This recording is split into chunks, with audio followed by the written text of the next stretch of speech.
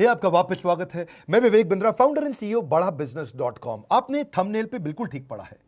बेरोजगारी में देश को क्या सुझाव की आवश्यकता है, कोरोना के बाद क्या क्राइसिस है। दो रिपोर्ट से शुरू करूंगा, एक सीएमआई की रिपोर्ट और दूसरी सीआईआई की रिपोर्ट।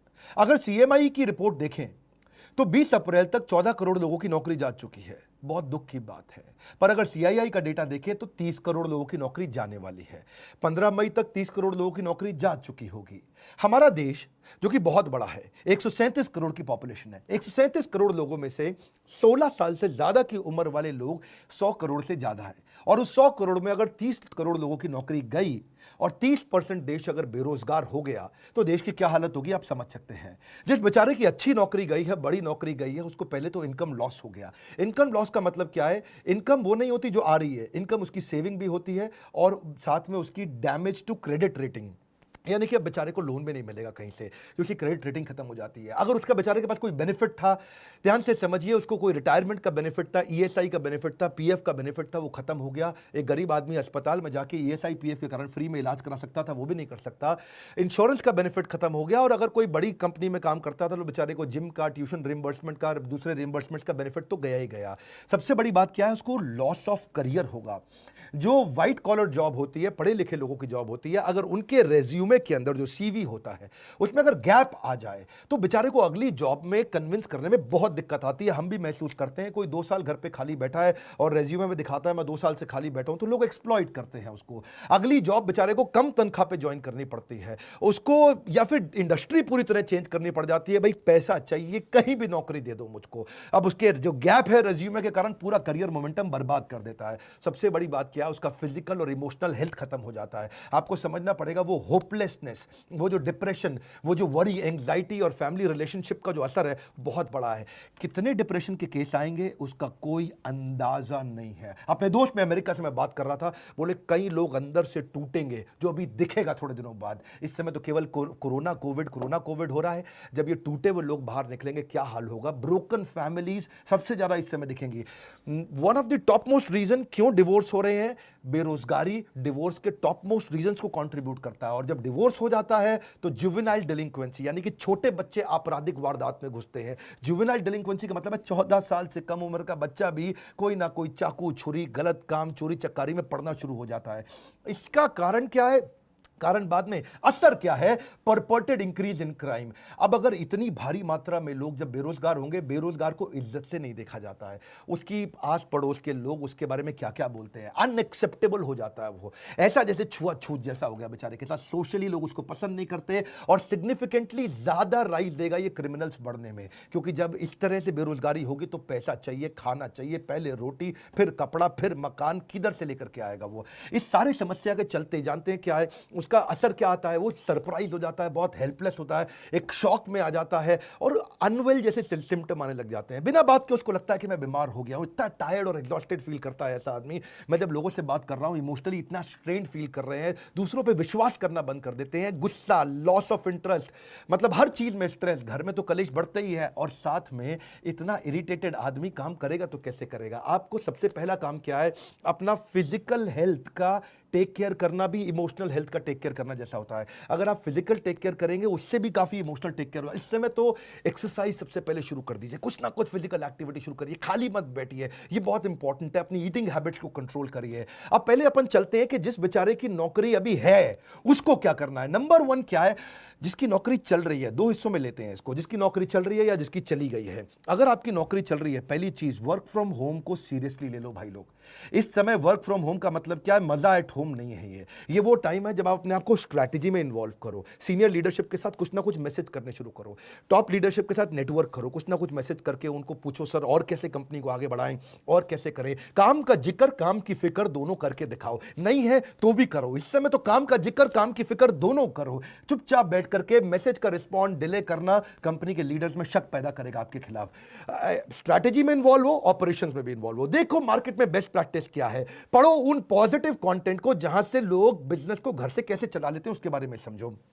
अगर ऑफिस चालू हो गया है, अपनी स्किलिंग बिल्ड करो, ऑनलाइन कोर्सेज फटाफट से करो, अभी जॉब है निकल ना जाए हाथ से। नेटवर्क नेटवर्क नेटवर्क, हर नए नए रिश्ते बनाओ अपने जगह जगह पे, किसी तरीके से इस जॉब को कामयाब बनाने की कोशिश करो। मेहनत करने का समय, हर समय टाइम पे जरूर जाना, इस समय टाइम पे ना आना बहुत खतरनाक हो सकता है। मेरी बात समझिए, हॉरिजॉन्टल कोलेशन भी आपको मदद करेगा। क्या होता है हॉरिजॉन्टल कोलेशन? लोग क्या करते हैं गलती, ऊपर और नीचे यानी कि सीनियर और जूनियर से तो रिश्ता रखते हैं, सीनियर को रिपोर्ट करना, ये मेरा माई बाप है, और जूनियर से काम कराना, इसकी तो मैं ऐसी तैसी करूंगा। यहां दो जगह तो वो रिश्ता रखते हैं, लेकिन आजू बाजू वाले पे ध्यान नहीं रखते हैं। मैं बताऊं, आपको नौकरी से निकलवाने में ज्यादा काम सीनियर का नहीं होता, आपके आजू बाजू वाले का होता है। वही आपके बारे में रिपोर्ट करता है, सर घर में खाली बैठ के तनख्वाह ले रहा है, सारा काम तो मैं कर रहा हूं, क्योंकि उसको अपने नंबर बनाने हैं। इसलिए आजू बाजू में रिश्ते बनाए रखो, फ्लेक्सिबल रहो। नया काम भी आ जाए तो ये मत बोलना इस समय मेरा काम नहीं है, ये मेरा काम नहीं है। जिम्मेदारी की शक्ति को समझना पड़ेगा। हनुमान जी ने नहीं बोला था मैं जाकर के पर्वत से नहीं लेकर के आऊंगा संजीवनी बूटी लक्ष्मण जी के लिए, क्योंकि मेरा काम तो श्रीलंका के ऑपरेशन कोलंबो में रावण को निपटाने का था। उन्होंने नहीं बोला कि भगवान जब आपने ज्वाइनिंग कराई तो आपने मुझको थोड़ी कहा था ट्रैवल भी करो, तुम कोलंबो से काठमांडू जाओ, वहां से जाके संजीवनी बूटी लेकर के आओ। हनुमान जी को जो काम दिया गया वो करा। इस समय हनुमान बनने का समय, फ्लेक्सिबल रहो, कंप्लेन बिल्कुल नहीं करो, हर समय मदद के लिए तैयार रहो और जितना हो सके पॉजिटिव रहो। ये तो बातें थी जिनकी बेचारों की नौकरी अभी चल रही है, लेकिन जिसकी चली गई उसको सबसे पहला काम क्या करना है बता रहा हूं, बिल्कुल मत घबराना, जबरदस्त सुझाव दूंगा आपको। नंबर 1, पहला, थोड़ा फ्यूचर फोकस्ड हो जाओ। फ्यूचर फोकस्ड का मतलब थोड़ी अपनी प्लान कर लो अपने कैश को। आज तक सेविंग अकाउंट में, एफडी में, सब मिला के, गोल्ड सोना गहना मिला करके कितना पैसा आपके पास पड़ा है, और कौन से दोस्त और कौन से परिवार के लोग हैं वो कितनी मदद आपको कर पाएंगे, और उससे कैलकुलेट कर लो कितने महीने आप घर को आराम से चला लोगे। इससे आपको रोड मैप मिल जाएगा कि इतने दिन के अंदर नौकरी चाहिए ही चाहिए। अगर आपके पास 4 महीने का पैसा पड़ा है, बिल्कुल मत घबराना, बहुत है, 4 महीने के अंदर अंदर आप दोबारा जंप मार लेंगे। क्यों घबराते हो? कंफ्यूज नहीं होना। दूसरा, इतना पर्सनल मत ले लो उस नौकरी को जाने को, एक आंसू नहीं बहाना अगर नौकरी गई, पर्सनल मत लो। आने वाले समय के अंदर जब वापस सारा लॉकडाउन खत्म होते ही बिजनेस चालू होंगे, लोगों को फिर जरूरत पड़ेगी अच्छे एम्प्लॉइज की, फिर मौका मिलेगा। Number 3, prioritise self care. क्यों बोल रहा हूं अपना ध्यान क्यों रखो आप? क्योंकि आप इस जहाज के कप्तान हो, आप हवाई जहाज के पायलट, समुद्री जहाज के कप्तान। अगर कप्तान को कुछ हुआ या पायलट को कुछ हुआ तो पूरा जहाज खराब होगा। परिवार के लिए सबसे पहले खुद का ध्यान रख लो, अपने आप को उठा लो इस समय। Number 4, surround yourself with positive people. अगर पॉजिटिव अंदर जाएगा तो पॉजिटिव बाहर आएगा, नेगेटिव अंदर जाएगा तो नेगेटिव बाहर आएगा। Good in good out, negative in negative out, positive in positive out, garbage in garbage out. कुछ भी अंदर गंदगी नहीं जाने देना इस समय। केवल positive video, positive audio, positive दोस्त, पावरफुल उन किताबों को, उन वीडियोस को देखो जो आपकी जिंदगी में आपको आगे बढ़ाएंगे।